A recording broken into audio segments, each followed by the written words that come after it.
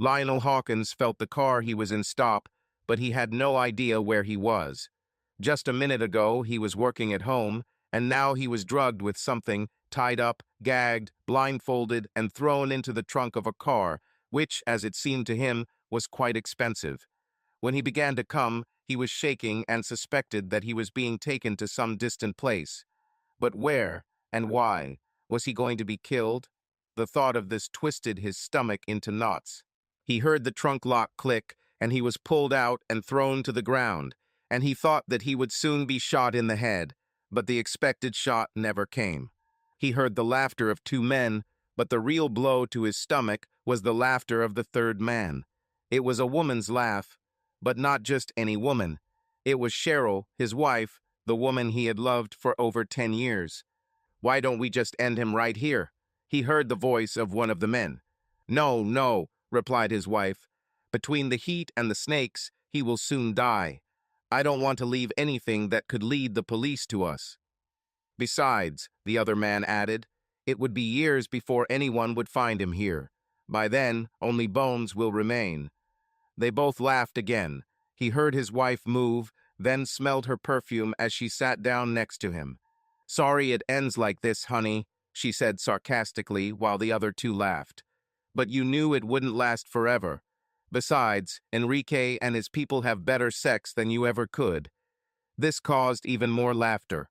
"Believe it or not, it's nothing personal. It's just business." "Oh, who am I kidding? Of course it's personal." She chuckled, then stood up. "Untie his hands," she ordered the two men. "Are you sure?" asked the first man. "Yes," she replied. "Leave your feet tied and blindfolded." She sat down next to her husband again. "Now be a good boy and count to 100 after we leave before you untie yourself and remove the blindfold." "Understood." Lionel nodded, unable to say anything due to the gag in his mouth. She stood up again. "Do it," she ordered. Lionel felt one of the men cut the zip ties that bound his hands behind his back. "You're lucky, cuckold," the man whispered. "If it were up to me, I'd shoot you in the damn brains and then feed you to the fish." When his hands were free, he rubbed his wrists. The man left him and got back into the car. Lionel heard his wife's voice for the last time. "Now be a good boy and do as I say," she said. "Otherwise, I'll have to unleash my dogs on you. I would say it was nice, but that would be a lie. So do humanity a favor and die, okay? Well done." She laughed and slammed the door. He cried when he heard the car drive away. He counted to 100 as she instructed and removed the blindfold and gag. He squinted until he got used to the bright light and looked around the harsh desert landscape. He realized that he would not last long in the open air. He untied his legs and took off his shirt and jacket. He tied his shirt over his head to somehow protect himself from the unbearable heat. He could barely make out the tracks of the car in which he was brought, and decided to follow them as far as he could. As he walked, he reflected on his life with Cheryl. They met in law school, dated, fell in love, and got married. Both worked for a large law firm, but he felt his talents were not being utilized there. After all, he didn't go to law school to become rich. He sincerely wanted to help people. So 3 years after graduating, he started his own firm, devoting at least 10% of his time to providing free legal aid to people who needed legal advice but couldn't afford it. Cheryl helped him whenever she could and seemed to support his work. At first, she admired his energy and willingness to go it alone, taking on big firms in the name of serving the public. But over time, something changed. It turned out that Cheryl was not so concerned about helping people unless she herself benefited from it. Her goal was simple: to become rich and powerful, and not necessarily in that order. While she only pretended to support his startup firm, she talked to influential people in other companies, hoping to get a position as a partner. She eventually landed a position with one of the largest firms in the region, and was soon earning much more than him. And she was not ashamed of her new position in life. At her insistence, they separated their bank accounts, and she rarely contributed to paying the bills, even though she earned much more than he did. She bought herself a new BMW, and he drove a 5-year-old Toyota, which he repaired himself. Worse, she rarely let him drive her car, unless it was to take him to one of her social events, where she would introduce him before disappearing with new colleagues to do God knows what. Her new job also required frequent travel. She often visited New York, Washington, Boston, Miami, Seattle, as well as London and Paris. She even joined her partners on cruises to the Bahamas and the Mediterranean, telling him that married couples were not invited. She had been home less than ever over the past 2 years, and had even missed their last 2 anniversaries. She always promised to make up for it, but she never did. Their 10th anniversary was approaching, but this year he decided to do nothing to see if she would notice. So far, she hasn't said a word. He was pretty sure she was cheating on him lately. All the signs were there, but he had no concrete evidence, at least nothing that could be presented in court. The worst part was that he couldn't afford to hire a private detective, especially since all his money was going towards maintaining his business and household. Several times he smelled men's cologne or aftershave on her. He also felt something else on her more than once. Of course, their sex life had hit rock bottom over the past 2 years. They used to make love several times a week, but now he was lucky if they were together once or twice a month. Even then, it seemed like she was just giving him a quick handout to hold him over until she decided to grace him with her presence again. Things have gotten worse in the last year and a half, but the last 6 months have been the worst. The firm she worked for assigned her to a client who required her to work only with him. She was now traveling all over Latin America. Bogota, Lima, and Mexico City were just a few of her destinations, along with all the other trips.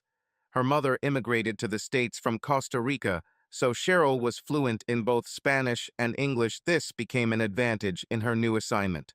He knew nothing about this new client, except that he was very rich, very influential, and very demanding, and he was almost sure that she was having an affair with him on the side. But again, he had no concrete evidence. Not that it matters much. He knew that he would still be persecuted in court, so he waited, deciding that at some point she would get out of control. Then he will make his move. He had already done everything possible to protect himself and his startup company from her, so all that remained was to wait for the right moment.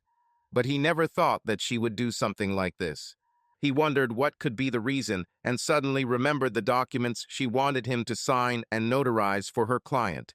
She said it was something to do with import-export, but he refused to do anything with the papers, not knowing her client and not knowing what he intended to do with them. Moreover, he wondered, if it was legal, why couldn't she have her company do it? All this seemed too suspicious to him. She even offered him a large sum of cash. That's right, real money, much more than would be required to trigger an investigation if he tried to deposit it all at once. She showed him the money that was hidden in the suitcase, and this aroused a lot of suspicion in him. Was she involved in something illegal? Maybe her client was trying to smuggle illegal substances or weapons. His first instinct was to contact the police, but he decided to wait until he knew more. In retrospect, he realized that he should have acted faster. Unfortunately, Cheryl wasn't particularly forthcoming, simply saying that if he couldn't get the simple form done, she'd find someone else who could. But she said she would give him a chance to reconsider his position. He remembered telling her that he needed more information about her client and his intentions, but she had just snorted at that, saying that he should just trust her. And then there was the day he found a piece of paper stuck between the documents she wanted him to notarize in advance. It had the number 350 inches written on it next to the initials AC, and a date with what looked like GPS coordinates in a man's handwriting.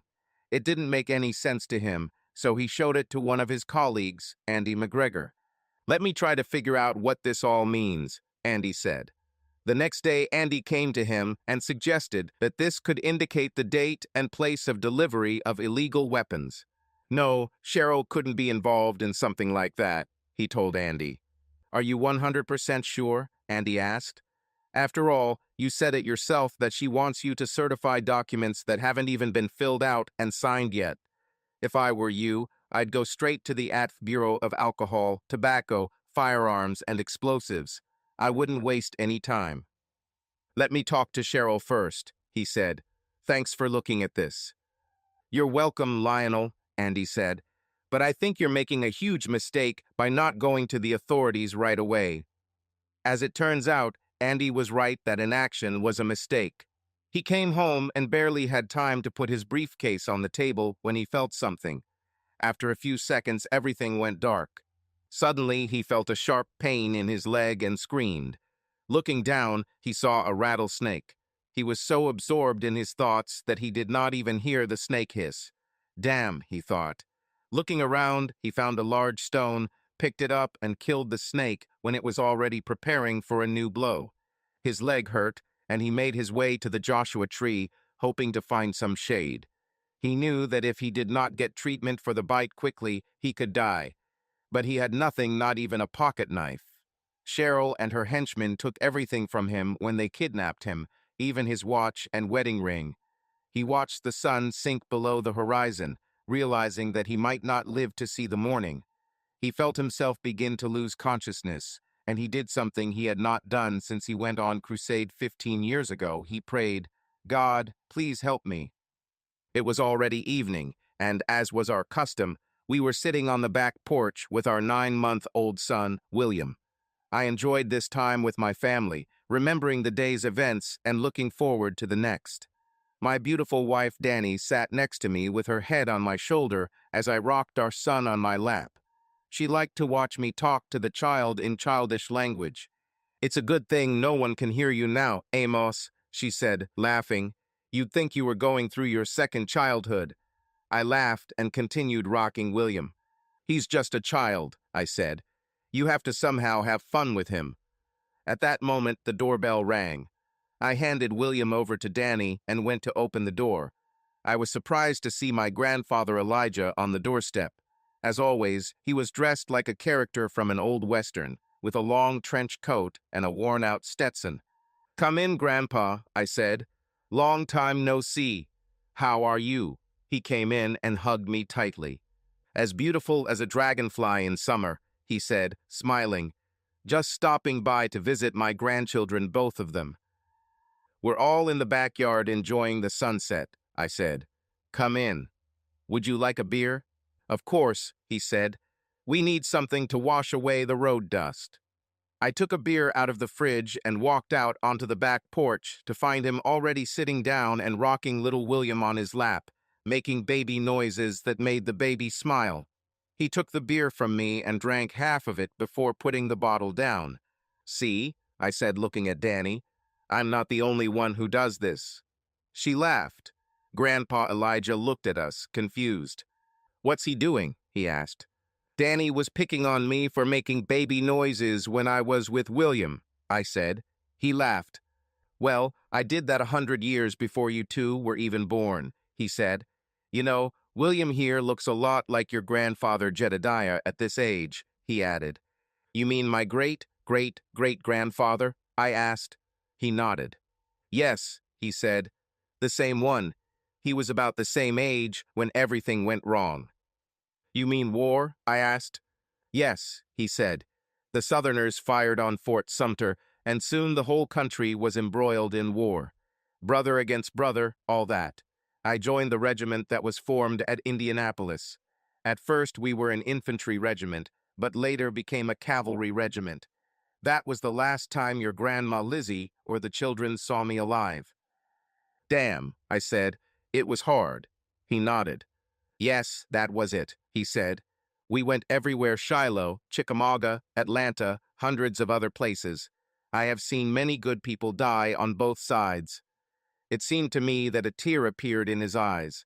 He wiped his face and turned his attention back to William. "I hope you never have to experience anything like this, son," he said quietly. His face suddenly changed for a few seconds. He stood up and handed William to me. "Sorry, but I need to leave. I'll be back soon. Do you have a first aid kit for snake bites or something like that?" "Of course," I said. "Anyone living in these parts would be crazy not to have one, although some argue that these kits can do more harm than good. Luckily, we had a doctor in the area who still did home visits and was known for his promptness." "Okay," he said. "Get it ready and be ready to call the doctor." He left the house and returned a few minutes later, carrying in his arms a man whose shirt was tied around his head. Grandfather laid him on the sofa and placed his injured leg so that it was below the level of his heart. Danny handed me the first aid kit and called Dr. Thompson while we treated the man's wound. He was still breathing, but it was clear that he was very ill.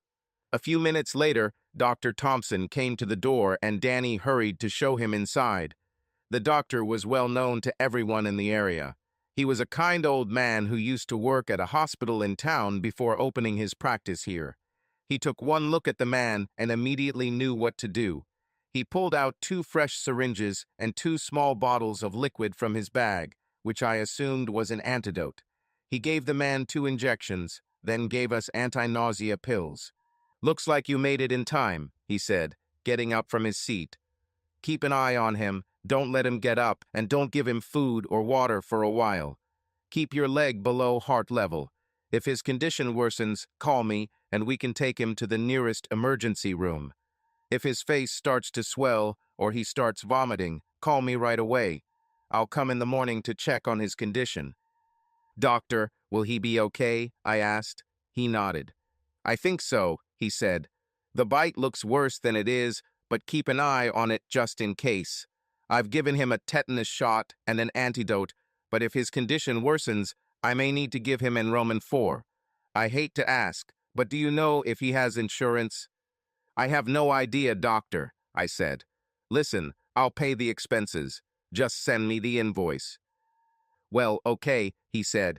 "Let me know as soon as you get any information about him. Damn government paperwork makes everything much more complicated than it needs to be.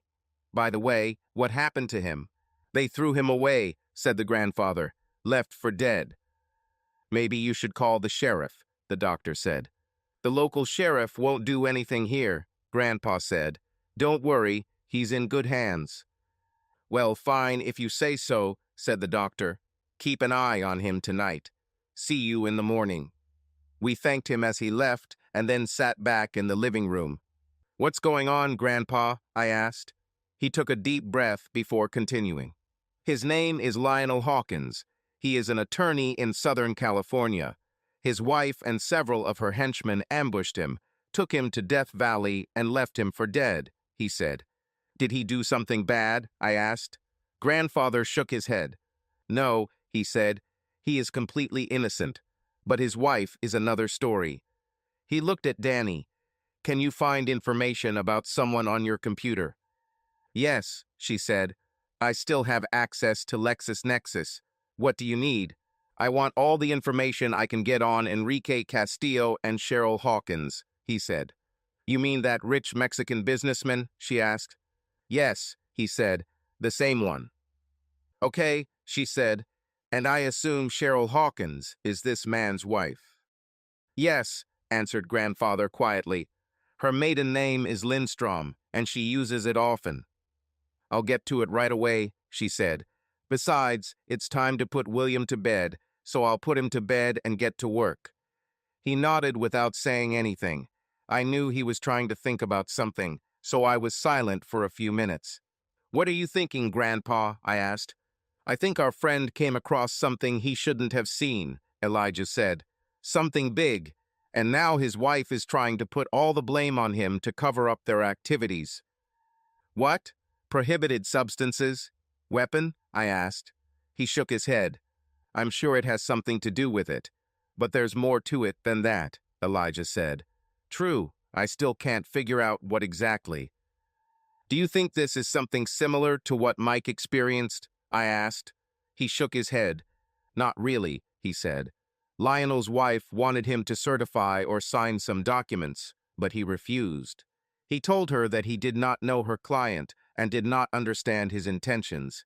And then he accidentally bumped into something right before he was captured. I don't think he even realized what it was." "Is this what you're trying to understand?" I asked. He nodded. "Yes," he said. "Unfortunately, Lionel's memories are a little blurry now." "Can you read memories?" I asked. He smiled and nodded slightly. "A little bit," he said. "One of the benefits of the job. Perhaps when he wakes up I can get a clearer picture." I thought you said you could read a person's face, I said. He nodded. I can, he said. I can tell a lot about a person from his face, but not necessarily everything. The main thing is to look him in the eyes. These are windows into the human mind. I thought about his words for a few minutes before speaking again. How about we go out on the porch, have a beer and smoke, I suggested. He looked at Lionel for a second, then nodded. Why not? He asked with a smile. Nothing can be done here anyway until he wakes up. We stood up and headed to the back exit, stopping for a moment at the refrigerator to get a couple of bottles. I took out the box of cigarettes he gave me, opened it, and offered him one. He took it, and I took out a match and struck it on my jeans. He took a drag as I lit his cigarette, then lit mine. We stood in the dark, each immersed in our own thoughts. These are the tasks you do, Grandpa, I said. Are they always like Mike's or Lionel's?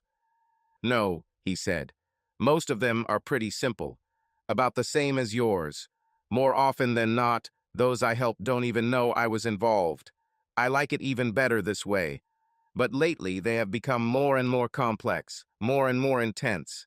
Sometimes it seems to me that people no longer understand the difference between good and evil.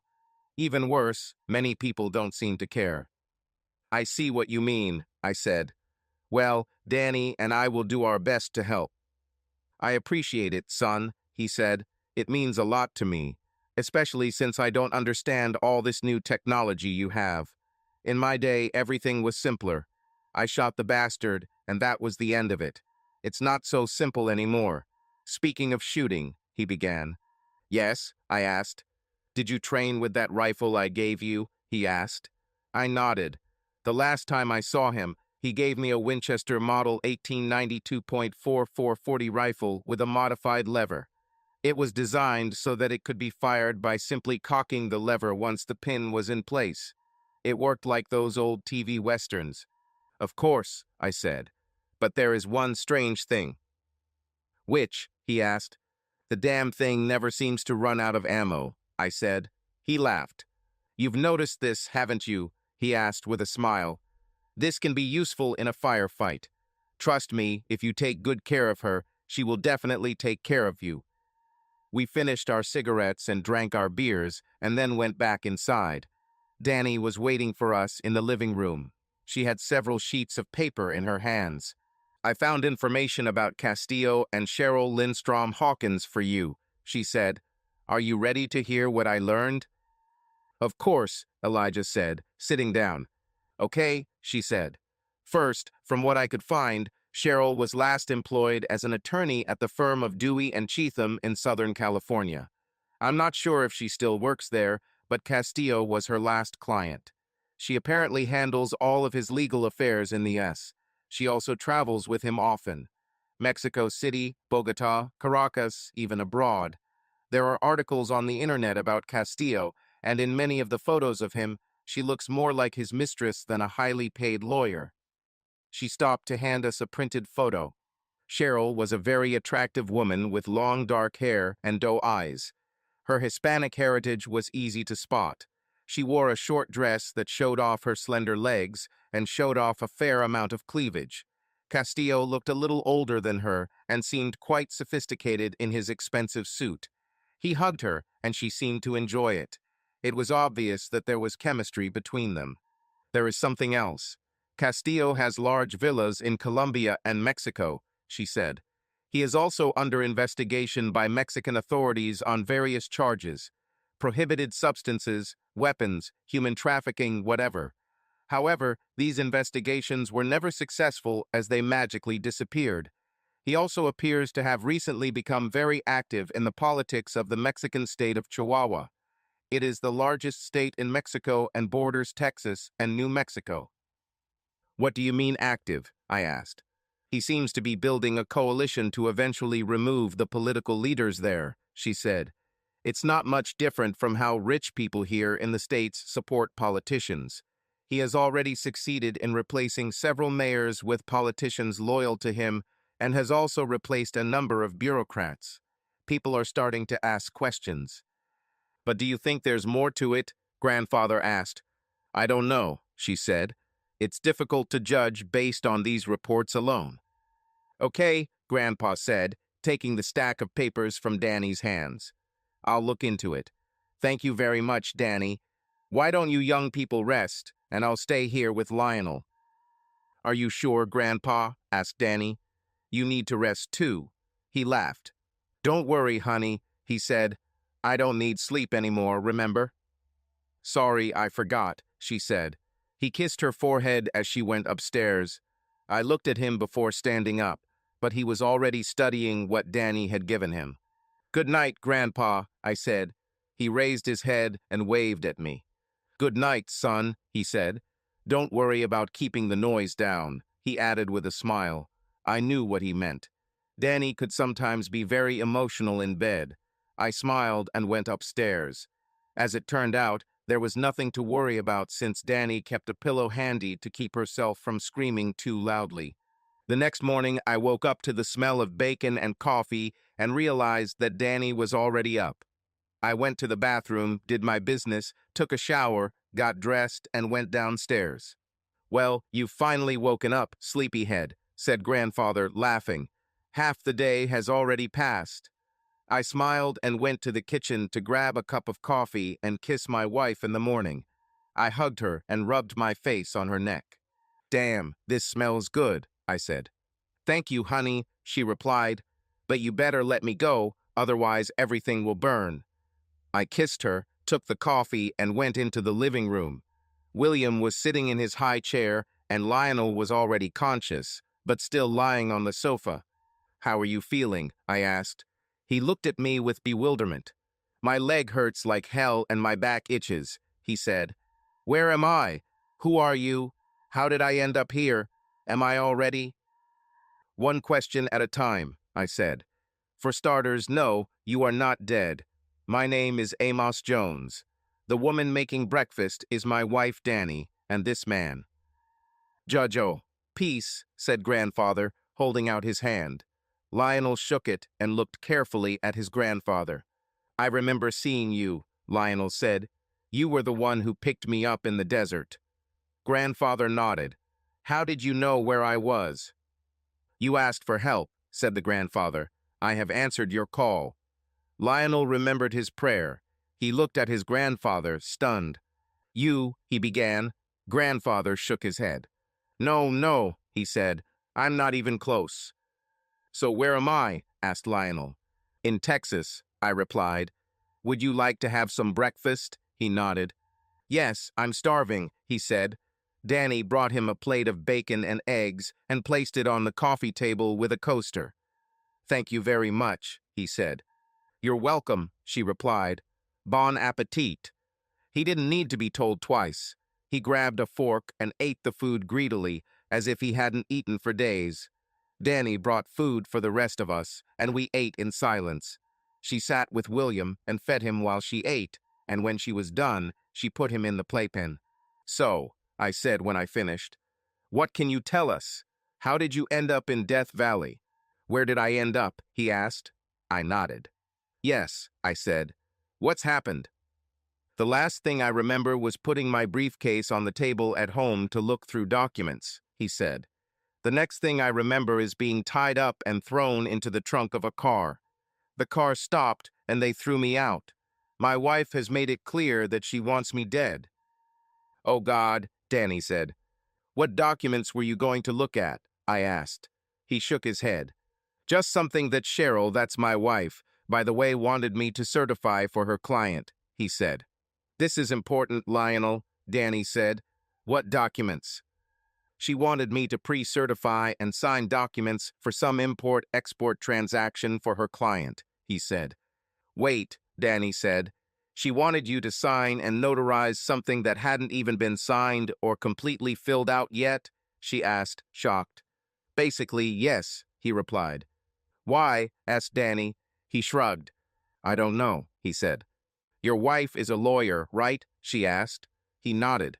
Yes, he said. Then why couldn't she do it herself if it's so important? Asked Danny. He shook his head. Again, I don't know, he replied. I asked her, but she just waved me off. I told her that I would not do anything until I met with her client and discussed it in person, and I also told her that I refused to put my stamp on anything that was not completely filled out and verified. Look, I don't have much, but I have my integrity. I understand, Danny said. She looked at Grandpa and me before speaking again. I smell a huge rat here, she said. Nothing about this makes sense. She turned back to Lionel. Did she offer you money? Oh God, yes, he said. A whole suitcase full of $100 bills. I didn't count, but I knew it was over $10,000. You know what happens when you try to deposit that amount of cash all at once, right? Danny nodded. And I also know what happens if you try to bring it in piecemeal, she said. You didn't accept her, did you? Hell no, he said. I told her straight out. Either I will meet with her client in person and get all the information, or there will be no deal. What is your relationship with your wife like now? Asked Danny. He laughed out loud. What relationship? He asked. For the last 3 months, I've been lucky if I see her at least 5 days a month. The rest of the time, she's at meetings in Mexico City, Acapulco, Bogota, wherever. Even when she's at home, she's either on her phone or on her computer. Do you think she's cheating on you? Asked Danny. I'm confident of it now, he said. I've suspected this for some time, but she was never home and I couldn't afford to hire a private investigator to check on her. What made you so sure of this now? Asked Danny. Her last words to me, he said. She told me to do humanity a favor and die. One of her goons called me a cuckold, and she admitted to sleeping with other men. I may be a weakling, but I'm not a fool. Danny showed him one of the photos she had printed off the internet. Is this your wife? She asked. He looked at her and nodded. Yes, that's her, he said. Do you know the man she's with? Asked Danny. No, I personally don't know, he said. I'm guessing this is one of her wealthy clients. Her only client, as far as I can tell, Danny said. His name is Enrique Castillo, and he is one of the richest businessmen in Mexico. No wonder, said Lionel. Enrique comes from the German name Heinrich, which means powerful ruler of the house. The surname Castillo translates to castle. This suggests that he is probably a controlling bastard with delusions of grandeur. He looked at us after he said this. Sorry, this is my hobby. I love researching the origins and meanings of names. So it's safe to assume that what she wanted you to assure was related to him, Danny said. Am I right? He nodded slowly. Yes, he said. Maybe it has something to do with that note you found before you were captured, Grandpa said. Before this, he had simply listened, watching Lionel's face, saying almost nothing. Lionel's eyes widened. How do you know about this? He asked. It's his hobby, I said. He reads faces. Lionel looked at us in bewilderment. And he can tell it by my face, he asked. I can tell a lot about a person by his face, said Grandfather. At that moment, there was a knock on the door. I opened it and invited Dr. Thompson to enter. How is our patient this morning? He asked, looking at Lionel. You seem to be feeling a little better. Yes, said Lionel. The doctor nodded and examined his wound. The bite looks much better than yesterday, he said, changing the bandage. Have you eaten yet? Yes, I ate bacon and eggs, said Lionel. The doctor nodded again. Okay, he said. No nausea, dizziness, or anything like that. No, Lionel said, shaking his head. Even better, said the doctor. Well, I guess everything's okay, he added as he finished changing the bandage. Don't put too much weight on that leg for a while and call if you need anything else. How much do I owe? I asked. The doctor waved his hand. Don't worry about it, he said. My assistant will send the bill. Take care of yourself, okay? See you, doctor, Danny and I said as he left. After he left, we turned our attention back to Lionel. You were going to explain something about the note you found, I said. Lionel took a deep breath and exhaled heavily. Yes, there were some numbers and the initials AC, as well as a date and GPS coordinates, he said. Grandfather looked at me. GPS? What is this? He asked. GPS, I said. It means Global Positioning System. It's a way to find and track anything on Earth. Oh my God, said Grandpa. What else will they come up with? What do you think it was? I asked Lionel. Honestly, I don't know, he said. But you have a guess, right? Grandfather asked. Lionel nodded. Yes, he said. A friend of mine suggested that this could be linked to a possible supply of illegal weapons. But I just can't imagine Cheryl being involved in something so blatantly illegal. Have you ever imagined that your wife would cheat on you and try to get you involved in unethical, if not outright illegal, activities with your notary? Asked Danny. She didn't wait for an answer before she continued. I knew she was in lawyer mode and wouldn't stop until Lionel understood everything himself. Have you ever imagined that your wife would kidnap you, inject you with something, drag you out into the desert, and leave you there to die? She asked, her voice getting angrier. Did you ever imagine that she would literally tell you to do humanity a favor and die? Lionel shook his head, tears streaming down his cheeks. No, he said quietly. I thought she was cheating on me, but I never would have thought about everything else. So is it really too much of a stretch to think that she might be involved in something massively illegal like the arms trade? Asked Danny. He shook his head again. No, if you put it in that context, not too much, he said. During this exchange, I noticed that my grandfather had closed his eyes, and it seemed that he was communicating with someone, but I did not know who. After Lionel finished, Grandpa opened his eyes and looked at me. Do me a favor, son, he said quietly. Turn on that TV of yours and put it on channel 970. I took the remote and did as he said. We didn't have a channel with that number on our service, so I wondered what we would see.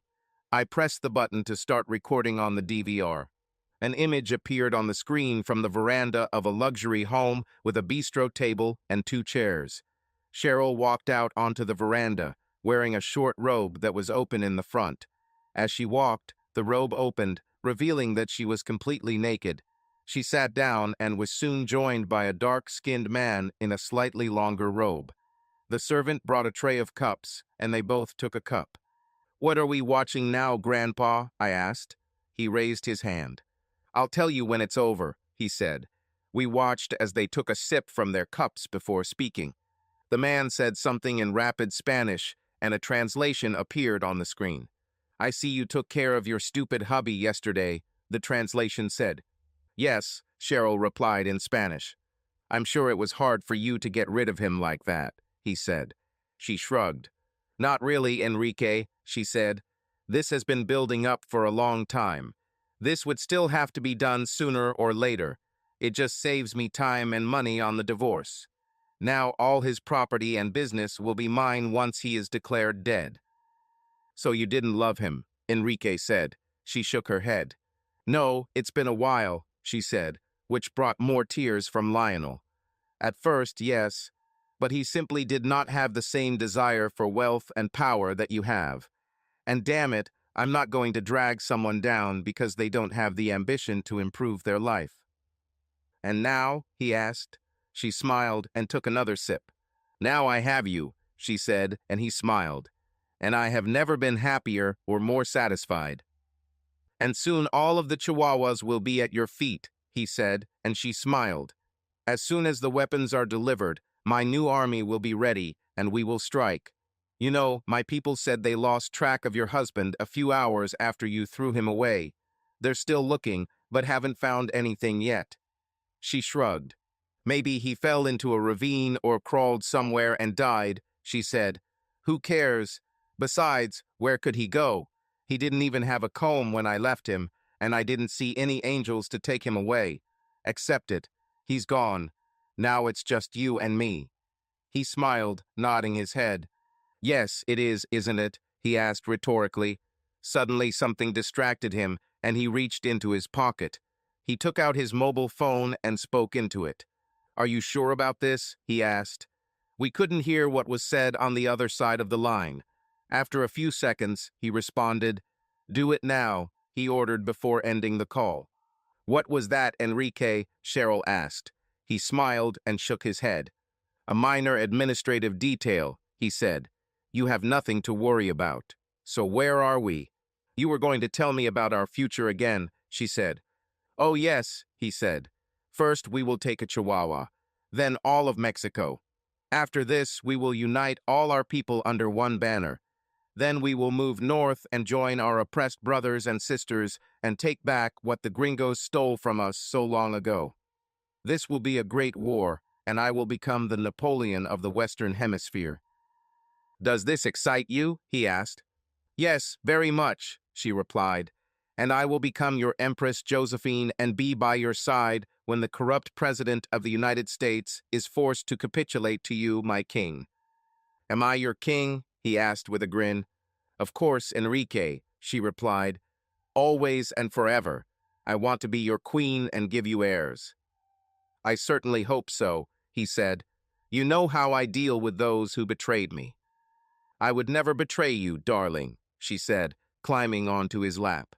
I am very glad to hear this, my queen, he said. I've had enough, Lionel said. Turn it off, please. The recording ended and ripples appeared on the screen. I looked at my grandfather. What the hell did we just see? I asked. Where did this come from? I can't explain all the details right now, he said. Let's just say I'm not the only one who does what I do. What you saw actually happened as you saw it. That's all I can say. I don't know how it was done, and I can't explain. You mean we just watched a video of two people somewhere we don't know where discussing the revolution and then having sex, and it's in real time? Asked Danny. Grandfather nodded. Looks like it, he said. He looked back at Lionel. So we need to send you somewhere where they can never find you. But where? Asked Lionel. I think I know a suitable place, said the grandfather, but I suggest taking a bath first. No offense, but you're starting to smell a little. We all laughed, even little William. Yes, but I can't stand on this leg for long, Lionel said. No problem, Danny said. We have a special seat that can be used in the shower. Honey, could you get the seat out of the back cabinet for Lionel? She asked, looking at me. No problem, I said. At the same time, I'll look for clothes that will suit him. I found a shower seat and some old clean jeans and a shirt that I thought he could wear. He would have to use his own shoes and underwear, but I wasn't too concerned about following fashion rules. I put it all in the downstairs bathroom and went back into the living room to help him get to the bathroom. When I had settled it, I sat down again in the living room. Where are we taking him? I asked my grandfather. To a place similar to where I took you, he said. He'll be safe there. We need to get this video to the authorities, Danny said as I prepared to burn it to DVD. And what should I tell them? I asked. That we saw a video of two people somewhere we don't know where discussing the revolution and then having sex. We'll both be locked up in a mental hospital. You're right, she said. But Danny is right, Grandpa, I said. We have to do something. I understand how you feel, son, he said. I need to think about this. Saving a person from death in the desert is one thing. Stopping an attempted revolution is another matter entirely. Let's get Lionel to safety first, and then we'll discuss this. Okay, Grandpa, I said. I excused myself for a minute, went to my office, and came back with a backpack. After another half hour, Lionel returned to the living room, limping. He looked funny in his worn-out jeans that didn't fit him well and his expensive but ruined shoes, but at least he didn't smell anymore. Grandfather stood up as Lionel entered the room. Are you ready, son? He asked Lionel. I'm ready, Lionel replied, nodding his head. Grandfather went out and returned with a lasso. He circled it around us, just as I expected. I'll be back as soon as I can, I said, kissing Danny and William. She smiled and kissed me back. You better come back, cowboy, she said. I stood next to Lionel, supporting him while Grandpa did his magic rope move.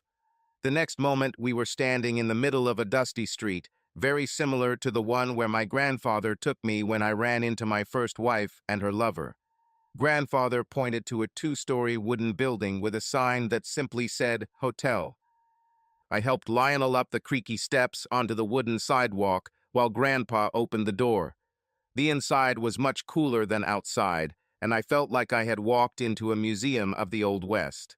A bald man wearing an armband came out of the back room and greeted us. "Elijah, old friend," he said. "How are you?" Grandfather approached him, and they shook hands firmly. "I'm not complaining," said Grandfather. "How are you?" "Oh, the man replied with a wink, which made the grandfather smile. "Listen, Jake, can you shelter my friend for a while? Preferably on the first floor. He was bitten by a snake," said the grandfather. Jake looked at Lionel and shook his head. "Yes, I think I can," he said. "Thank you," said Grandfather. "And maybe there will be suitable clothes and boots for him. Can you also teach him how to use a revolver?" Jake looked at his grandfather with narrowed eyes. "You're not going to start a shootout here, are you?" he asked. Grandfather shook his head. "I wouldn't do that to you, Jake," he said. Jake looked at Lionel for a moment before answering. "Well, if you can just keep him from scratching like a cow against a fence, I guess you can," he said. We looked and saw Lionel trying to scratch his back on the doorframe. "What the hell is wrong with you, kid?" Grandfather asked. "Sorry, my back itches like crazy," he said. "I can't stop." "Pick up your shirt," I said, walking up behind Lionel. Lionel obeyed, and I saw a large red spot on his lower back. Taking a closer look, I noticed a small formation in the center of the spot, similar to a hair. Grandfather looked at it with me. "What is this, a bite?" he asked. "I've never seen a bite like that," I replied. I looked closer and noticed something under Lionel's skin. "I don't think it's a bite," I said. "Looks like they implanted some kind of tracking chip in him." "What?" Grandfather exclaimed. "Yes," I confirmed. "Remember what that man said in the video? They lost track of him a few hours after he was abandoned." "That's right," Grandfather agreed. "I thought they had people watching him in the desert." I shook my head. "Hardly," I said. "I need a blade and alcohol. We need to get this out. Looks like an infection is starting." Grandpa pulled a knife from his belt and handed it to me, then turned to Jake. "Do you have any alcohol, Jake?" he asked. The other man looked under the counter and pulled out a glass bottle. He gave it to his grandfather. "Here you go," he said. "You might need this too," he added, handing his grandfather a small wooden stick. "Thank you," said Grandfather. He handed me the alcohol and looked at Lionel. "It's probably going to hurt like hell," he said. "Use this. It will help. Trust me." Lionel looked at the wand for a moment, then opened his mouth. Grandfather put the stick in his mouth, and he clenched it between his teeth. Using a knife, I took out the chip. After that, I examined the wound and saw that almost all the redness had disappeared. I poured in a little more alcohol, hoping it would help. I decided that he would be fine for a while, and if he got worse, I would ask Dr. Thompson to see him when we got back. I pulled his shirt down and stood up. "How are you feeling, Lionel?" I asked. He shook his head. "Much better," he said. "Thank you." We looked at the small device in my handkerchief.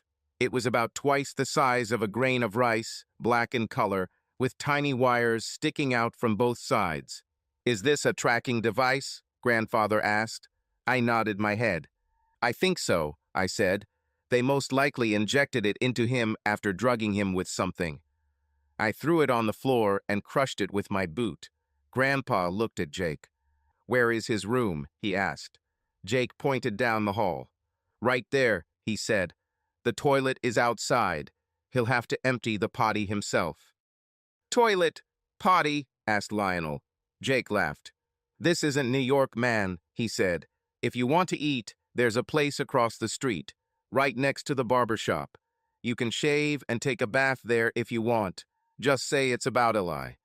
Lionel looked at us, stunned. "We'll explain later," I said. "Let's take you to your room." We thanked Jake and helped Lionel to his room. When we got inside, he looked around. There wasn't much there: a bed, a table with a bowl and a jug of water, and a closet in the corner. "What, there's no TV?" he asked. "Where is the switch?" "What is it for?" he asked, pointing to a large ceramic jug with a wide hole standing next to the nightstand. "This is a chamber pot," I said. "It's for peeing at night." Lionel turned pale at this. "It won't work," he said.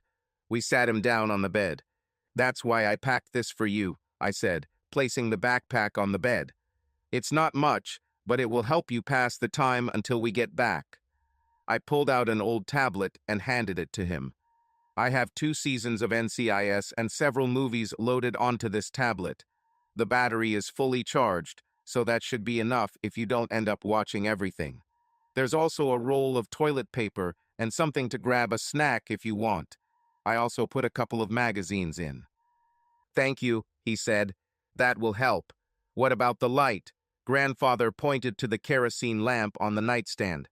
"That's what it's for," he said. "Ever used one of these?" Lionel shook his head. "No, never," he said. Grandfather shook his head. "Oh my God, man," he said. "Let me show you," he added. After a few minutes, Lionel figured out how to light the lamp. "I can't believe people ever lived like this," Lionel said. Grandfather chuckled at this. "Believe me, man," he said. "And let me tell you, we were damn glad we had." "How long will I be here?" he asked. "I hope not for long," I said. Grandfather nodded his head in agreement. "We'll do everything we can to help you, son," he said. "But when the time comes, you will have to do the main work. Do you think you can handle it?" Lionel looked at his grandfather for a few seconds before slowly nodding his head. "I think so," he said. "Okay," said Grandfather. "Listen to what Jake tells you, okay? And don't get into trouble." "I promise," he said, "and thank you both." "Hang in there, Lionel. We'll get you through this," I said as I left the room. We reached the main hall of the hotel and said goodbye to Jake. Suddenly, Grandpa's eyes widened. "We have to go now, son," he said. We ran outside, and he took out his rope. Throwing it over us, we ended up in my living room. I looked around and saw that the front door was open. I called Danny, but she wasn't there. I didn't see William either. "What's happened?" I asked. "They took Danny and William," he said. My heart sank for a moment. Then I got angry, terribly angry. I swore they would pay for this. We looked at the table and saw a note with GPS coordinates and time. "You know who we are looking for," it was handwritten. "Bring him to these coordinates at the specified time, and your wife and child will be released unharmed." "Can you find this place?" Grandfather asked. I nodded my head and turned on the computer. When it loaded, I found this place, about 200 miles south of the Mexican border in Chihuahua. I looked at my watch. "They're heading south of the border," I said. "About 200 miles to Chihuahua. They give us less than 6 hours to be there." "I have an idea," said Grandpa. "Which?" I asked. "Are you planning to hand Lionel over to them?" He shook his head. "No," he said. "I don't think they'll let Danny and William go, even if we hand Lionel over to them. Mr. Castillo thinks he's some kind of Napoleon. I think it's time for him to meet his Waterloo.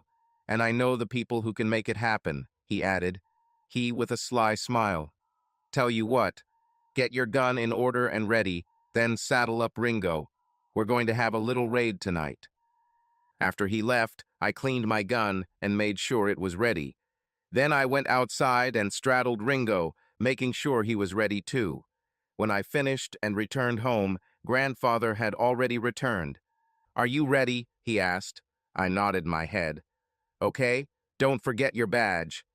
I took the tin star from the mantelpiece and pinned it on my shirt. He smiled when he saw this. "I don't want to go into battle without my assistant," he said, patting me on the shoulder. We got out, mounted our horses, and headed towards the clearing near Hawk Gulch. "Are you ready?" Grandfather asked. We'd done it once before, and I knew what was coming, but I'd gladly do it again if I could save my wife and son. I clenched my teeth and nodded my head. "Let's do this," I said. He smiled and looked ahead. "Forward," he shouted, spurring his horse. I followed him, determined to save my family. We headed towards the cliffs that bordered the gorge, and just as we were about to jump off the edge, a large dark passage opened up above the ground. We galloped through the passage and ended up on a grassy ridge. We continued driving and soon came across a large group of men in dark blue uniforms. We slowed to a stop and dismounted. A man with an unshaven beard and rather short hair came up to us and shook grandfather's hand. I noticed oak leaves on his shoulders. "It's good to see you, Eli," he said. "Who is this young man?" he asked, looking at me. "This is my great-great-great-grandson, Amos Jones," said the grandfather. "Amos, this is Lieutenant Colonel Fielder A. Jones, commander of the 8th Indiana Cavalry." The colonel extended his hand to me and I shook it. "Nice to meet you, Colonel," I said. He nodded. "And it's nice to meet you," he said. "Jones, huh? Maybe we really are related?" Grandfather laughed. "Perhaps, Colonel," he said. "I hope you don't mind, Eli, but I invited other participants to our little meeting," the colonel said. "Not at all," said Grandfather. "Okay," said the colonel. "Let me introduce you." A man in a light blue-gray jacket approached us. His beard was longer and thicker than any other I had ever seen. He wore a small hat with one side turned up and a huge saber on his hip. He took off his gloves and extended his hand to his grandfather. "General Stewart," said Grandfather. "We finally met. It's an honor, sir." "My honor, Sergeant," he said. "Who is this young man?" he asked, looking at me. "General, this is my great-great-great-grandson, Amos Jones," said the grandfather. "Amos, this is James Ewell Brown Stewart, one of the finest cavalry officers in the Confederate Army." "I'm very glad to meet you," I said. "I've read a lot about you." His smile broke through his thick beard. "I hope some of it was good," he said. "And please call me Jeb." "Yes, sir," I said. Jeb turned to Colonel Jones. "So, what's your plan, Colonel?" he asked. Colonel Jones walked to a spot overlooking the bustling camp below. I saw a helicopter parked on the southern edge of the camp. "It's simple," he said. "Eli and Amos will make first contact." He pointed to an area to the right of the camp. 3 companies of the 8th will attack their left flank. I will be in the center with 3 companies and a battery of artillery. I would appreciate it if you and your men would attack their right flank over there," he added, pointing to the opposite side of the camp. "There's a good position there, and they're not expecting you. Eli will give the signal. Once he does, I'll order the artillery to make a few strikes to disorient them. Then we'll attack." Jeb nodded, scanning the area. "What about the southern approach?" Jeb asked. "The Mexican army is approaching from the south," Colonel Jones said. "They're still a few miles away, but I figure these guys will run as soon as it starts, and they'll run south as fast as they can."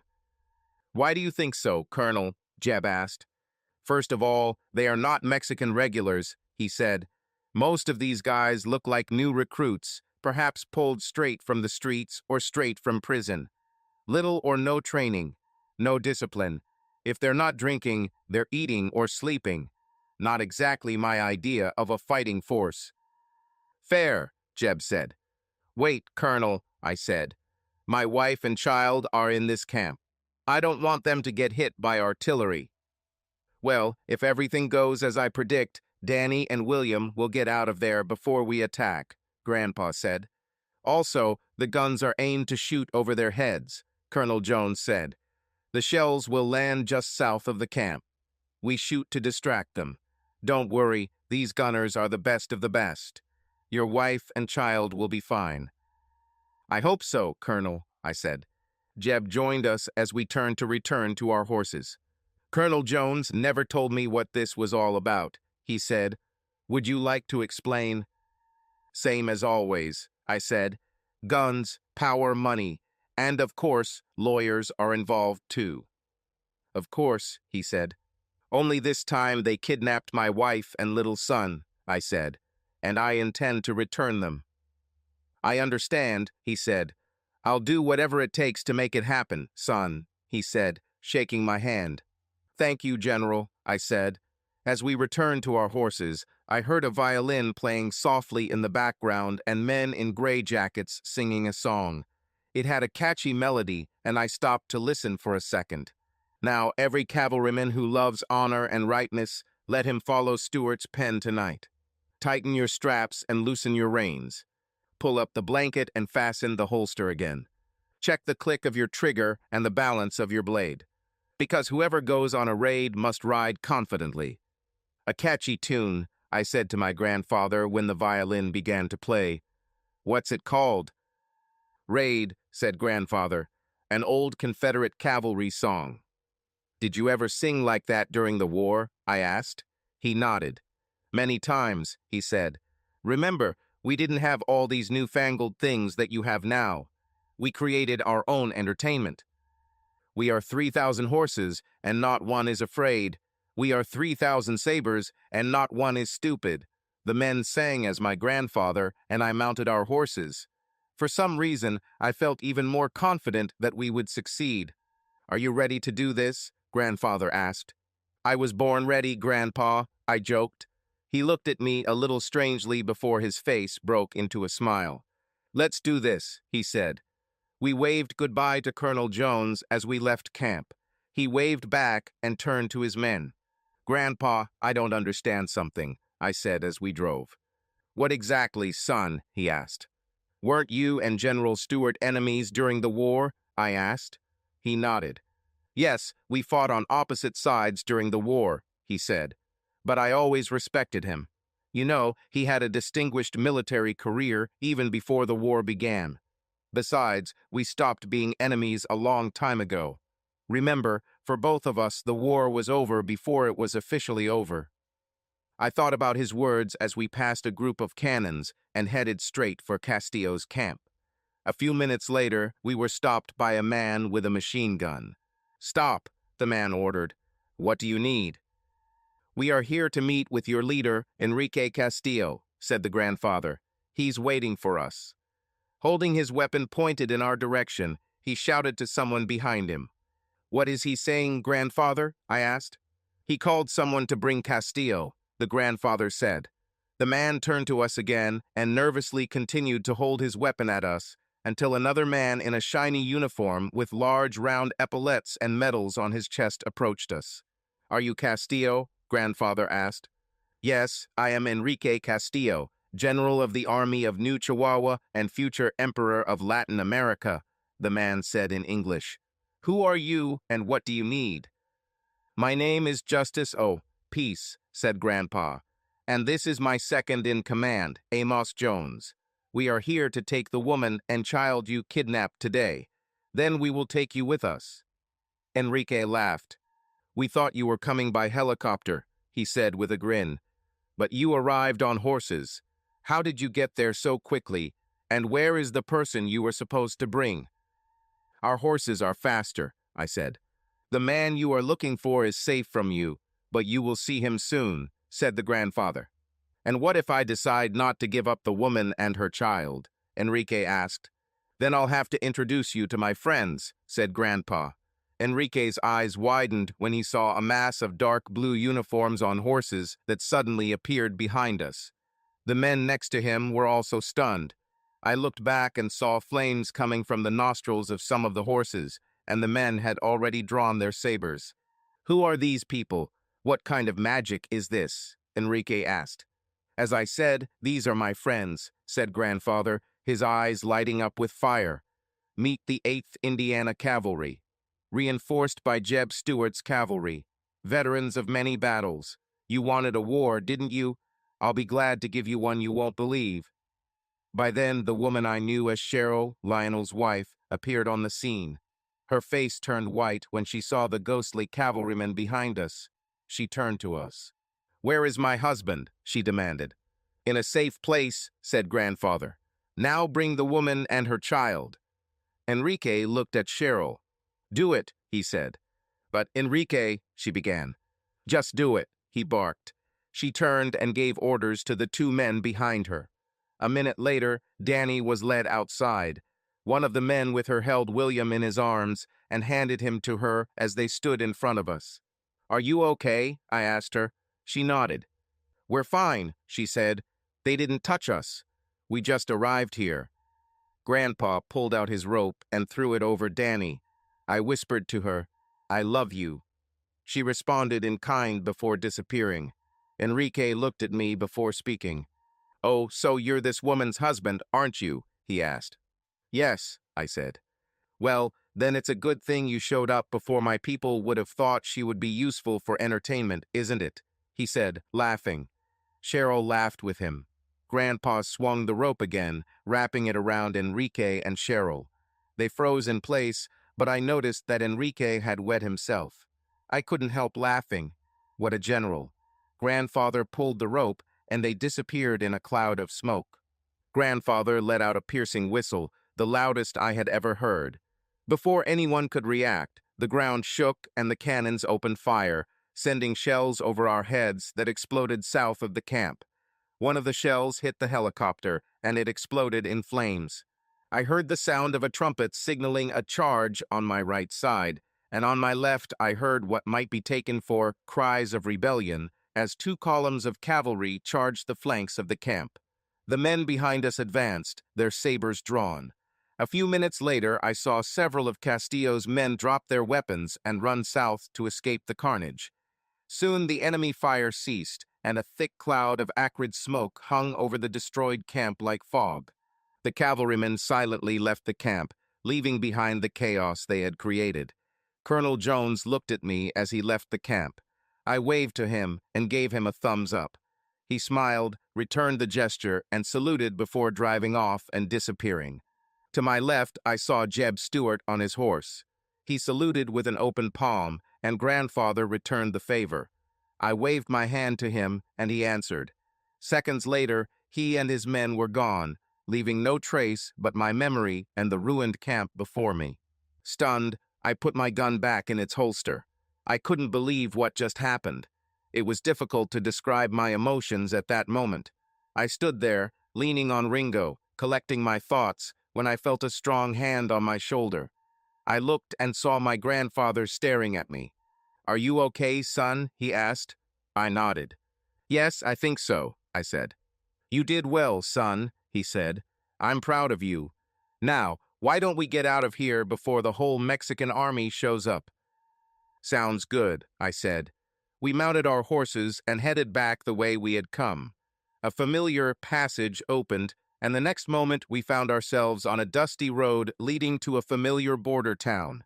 We stopped at the hotel and tied the horses to a post in front of the entrance. Danny threw herself into my arms as soon as I entered the hotel, showering me with kisses. I held her tightly to me, returning her kisses.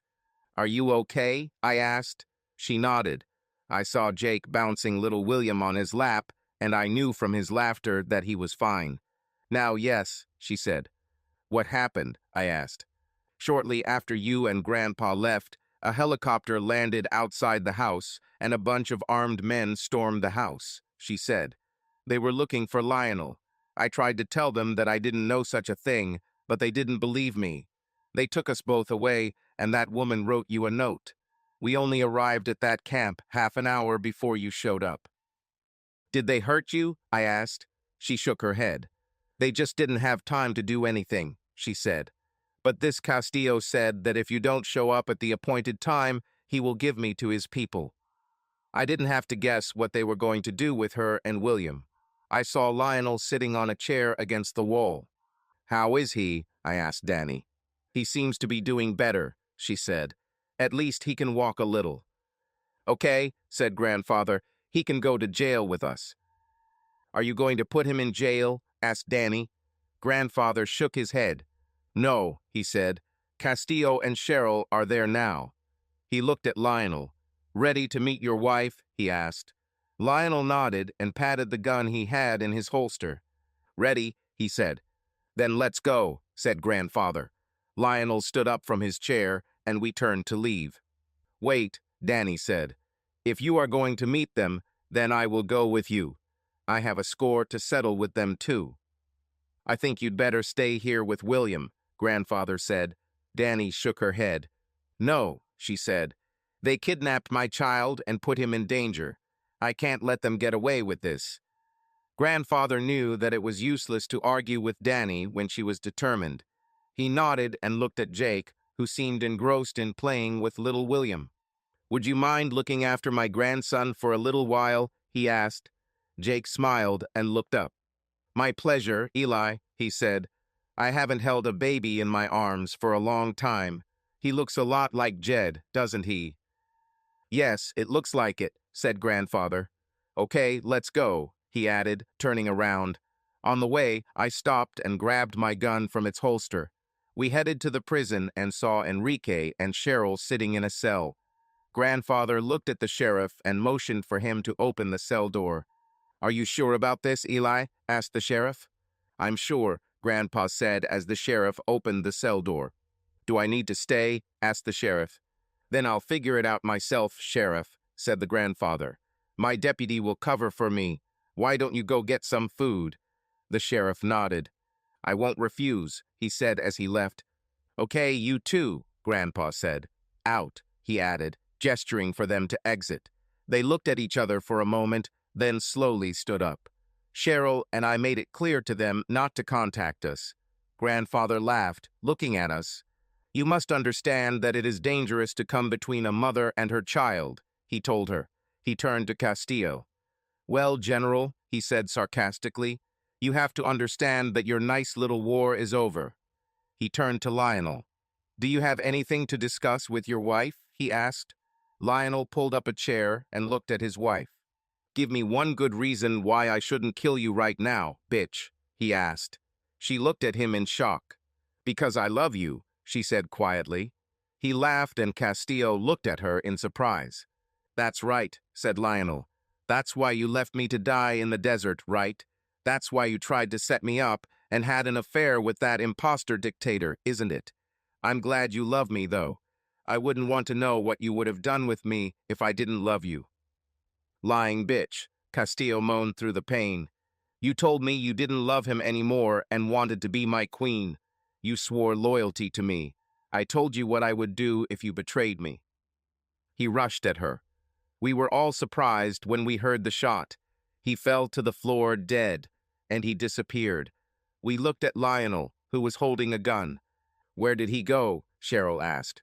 "To your eternal refuge," said Grandfather. Cheryl looked at Lionel, who was still holding the gun. "You killed him," she gasped.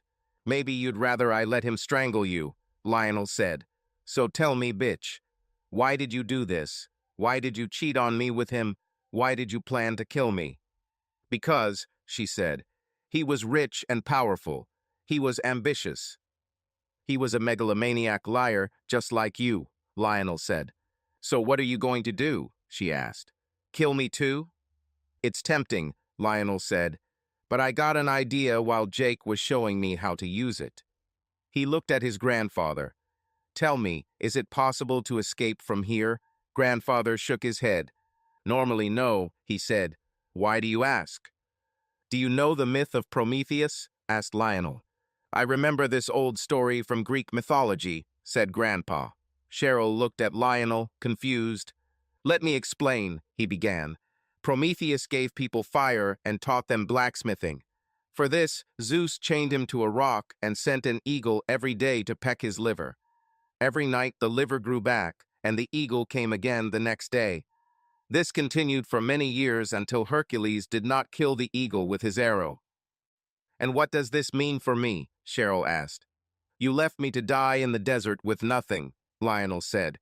"You told me to do humanity a favor and die." Her eyes widened in horror as Lionel turned to his grandfather. "Do you think something like this could be arranged for her?" His grandfather narrowed as he considered the proposal. "You can't do this to me," Cheryl pleaded.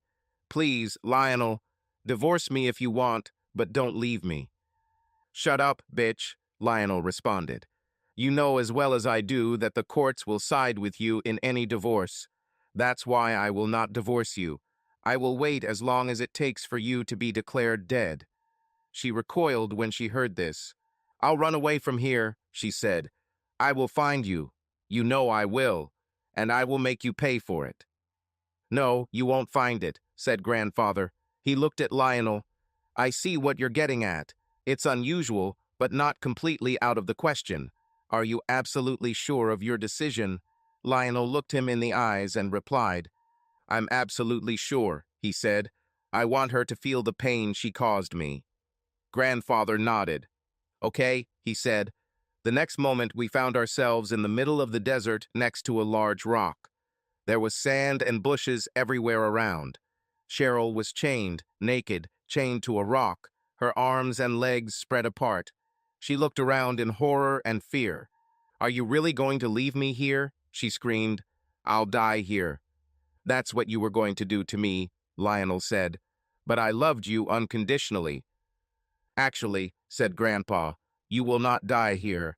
You will remain here, alive, chained to this rock until you are declared dead, no matter how long it takes. Then you will go to your eternal resting place. Vultures will fly to you from time to time and wild animals will come to you. You will recover just enough to survive the next visit. Food will appear every morning, just enough to keep you alive. You will be completely alone. Do you know the saying, an eye for an eye? Please, you can't do this to me," she begged when she realized the meaning of his words. "Give me another chance, Lionel. I beg you." "If your husband sees that you have sincerely repented and he wants to show mercy, he can ask for your release and mercy," said the grandfather. She looked at Lionel, tears streaming down her face. "I'm sorry it ended like this, honey," he said, repeating her own words. "I'm sure I'll find someone who's much better in bed than you." She started crying when we walked away from the rock. The next second, we were back at the hotel. Lionel looked a little shocked by what had just happened. Danny and I exchanged stunned looks. "Do you think she'll ever have real remorse?" Lionel asked his grandfather. "It's possible if she doesn't go crazy first," said grandfather. He took the red stone ring out of his pocket and handed it to Lionel. "Watch this stone. When you see it begin to flicker blue, it will mean that she has sincerely repented. If you want to free her, press the stone." Lionel looked at the ring for a moment before placing it on his finger. "I'll keep an eye on him every day," he said. "Did I do the right thing?" "Sometimes people have to hit rock bottom before they change," Grandpa said. "Have you ever heard the story of Jonah?" "Yes," said Lionel. "Didn't he get swallowed by a whale or something?" "Something like that," said Grandpa. "He refused to do what God wanted him to do and even ran in the opposite direction, so God sent a huge fish to swallow him. He sat in the belly of this fish for 3 days and 3 nights, praying until he repented. Fish spat it out onto the dry land, and Jonah finally did what he had to do. You know, he must have looked terrible and smelled even worse by then. Maybe your wife needs a similar lesson too. The real question is whether you can. Will you ever let go of your hatred and forgive her?" Lionel shook his head. "I don't know," he said quietly. "After all, she tried to kill me." "Yes, I tried," said grandfather. "Okay," he said after a few seconds. "It's time to go home." We packed our things and headed to the ranch. I gave Lionel my address and cell phone number in case he wanted to talk to me, and Grandpa drove him home. Danny fed William and put him to bed. Tired, I took a beer and went out into the backyard to smoke. After a while, Danny joined me. "It's so good to finally be home with you," she said, burying her face in my shoulder. I hugged her and hugged her tightly. "Yes, it is," I said. "I'm just grateful that you and William are okay. I don't know how I would get through it if I lost either of you." "You know, I was scared, but I wasn't worried," she said, taking a drag from my cigarette. "I knew you and Grandpa would save us, and you did." I put out the cigarette and took her beautiful face in my hands. I kissed her like never before. "I love you so much," I told her. "I love you more, my husband," she replied, unbuttoning my shirt. "And I'm going to show you just how much." We heard a cough from behind the door. We sat up, alarmed, and looked around. "Sorry to interrupt you guys," Grandpa said, smiling. "I just wanted to let you know that I got Lionel home safely."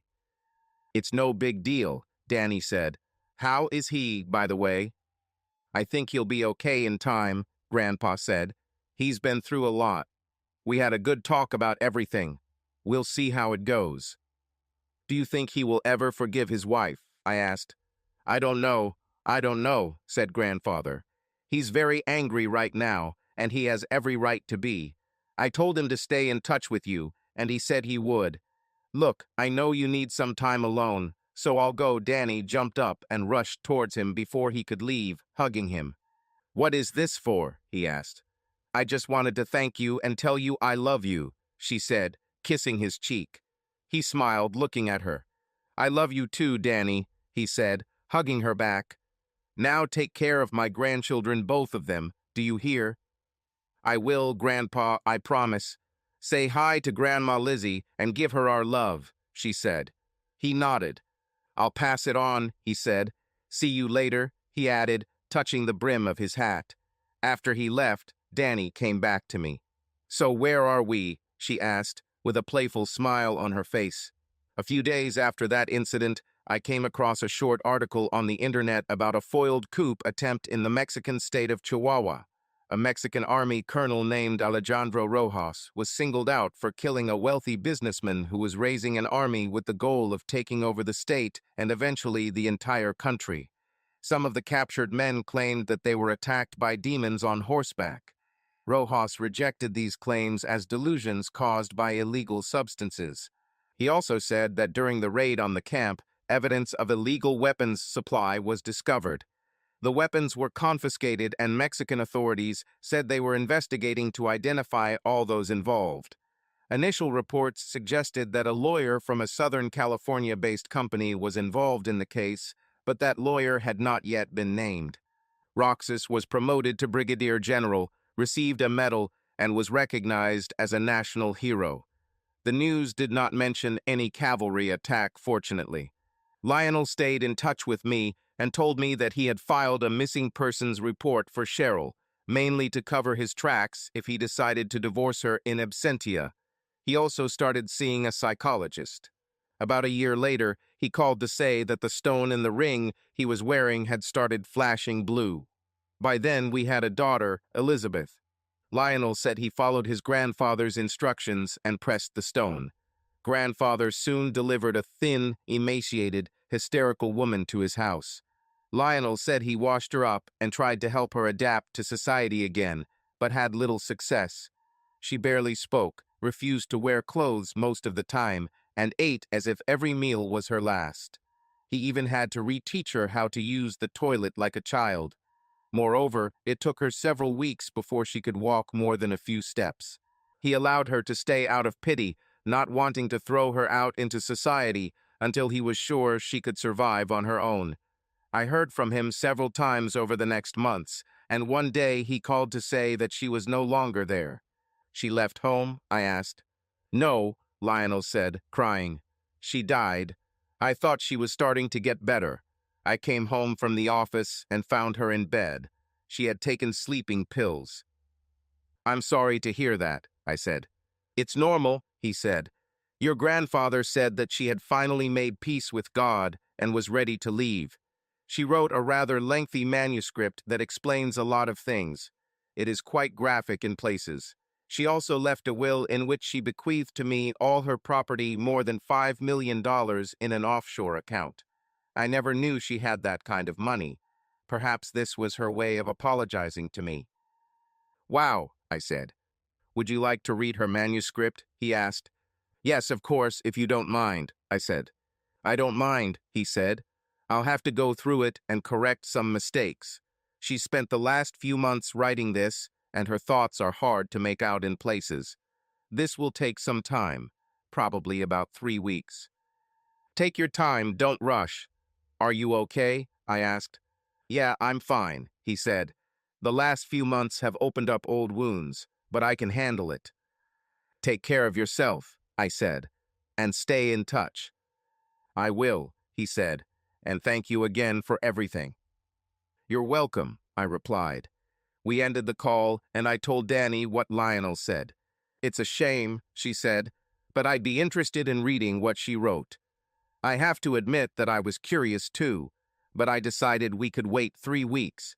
We looked into the yard and saw William riding on Grandpa's back like a horse while Elizabeth giggled and squealed. I enjoyed watching Grandpa on all fours pretend to be a horse, making neighing sounds while William rode on his back. It was difficult to know who enjoyed the game more, William or Grandfather. I looked at Danny and saw a look of love on her face. Kissing her sweet face made me realize how happy I really was. Subscribe to our channel so that your love doesn't cheat on you, and go ahead and listen to the next story, because this story is nothing compared to the next one. If you're under 18, don't even think click to the next one. Click to the next one. Click to the next one. Click to the next one.